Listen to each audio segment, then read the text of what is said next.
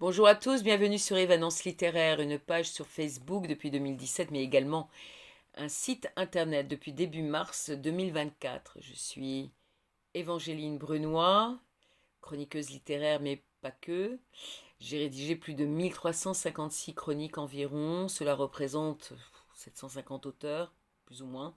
Je ne sais pas combien de maisons d'édition, mais je vais profiter de l'occasion qui m'est donnée à l'instant pour remercier celles et ceux qui m'ont fait confiance pendant toutes ces années. Je vais vous lire la dernière chronique que j'ai rédigée en juin, le 28 juin 2024, concernant Marque de fabrique de Cécile Baudin, paru le 9 mars 2023 aux éditions Presse de la Cité, collection Terre de France, 432 pages.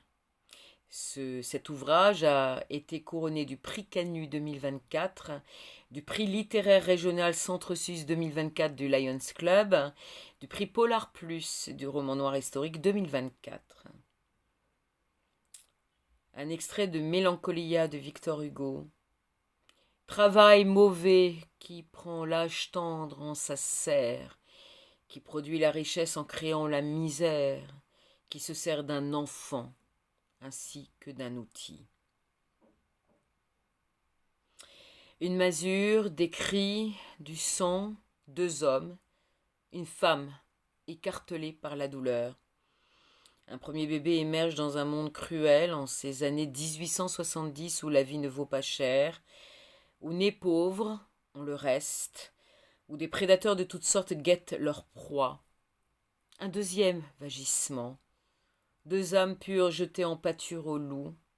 Vite, l'un des acteurs de cette scène cauchemardesque s'en va avec les nourrissons. Que va-t-il leur arriver? L'autre reste, avec la mère exsangue. 20 ans plus tard, deux femmes des plus singulières.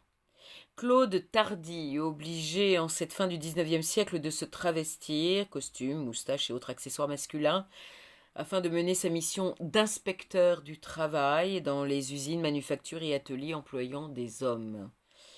Sœur Placide, chargée de surveiller les jeunes filles et enfants nourris, logés et employés par les célèbres soieries Perrin.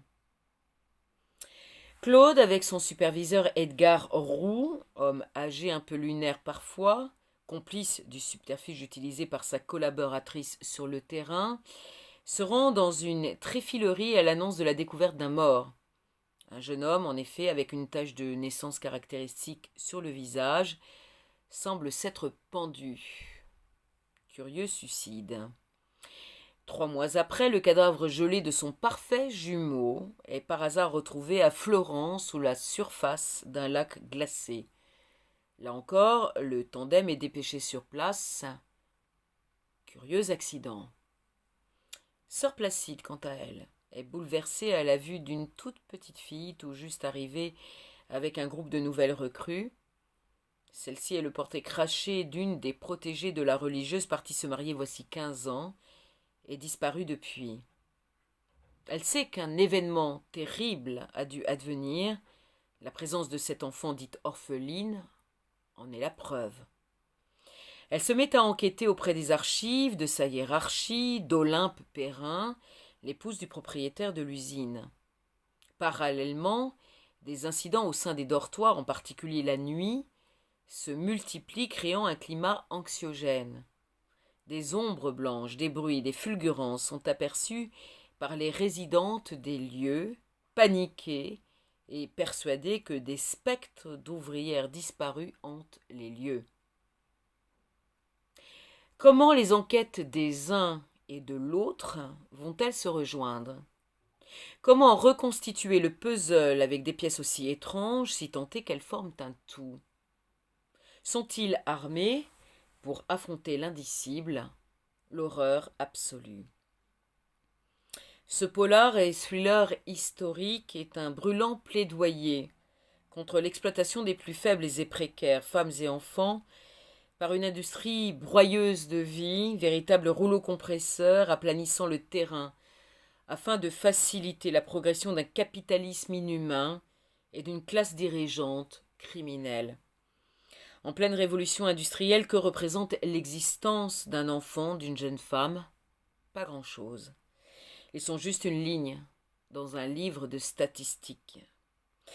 Premier opus d'une trilogie annoncée, premier roman également édifiant, terrifiant et passionnant.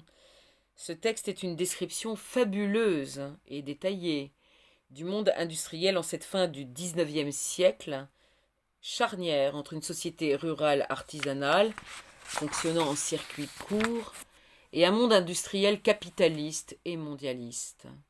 Très bon scénario, tension soutenue, personnages parfaitement campés. Je ne peux que vous conseiller d'emporter ce roman avec vous cet été. Je vous invite à lire la biographie de l'autrice par elle-même, très éclairante quant à sa légitimité à traiter de ces sujets sociétaux et à l'originalité de son parcours jusqu'à la rédaction de cet ouvrage évidemment multiprimé. Donc vous retrouverez cette biographie et la 4e de couverture sur le site de la maison d'édition ou sur le site Évanance littéraire. Merci infiniment pour votre attention. À très bientôt. Au revoir.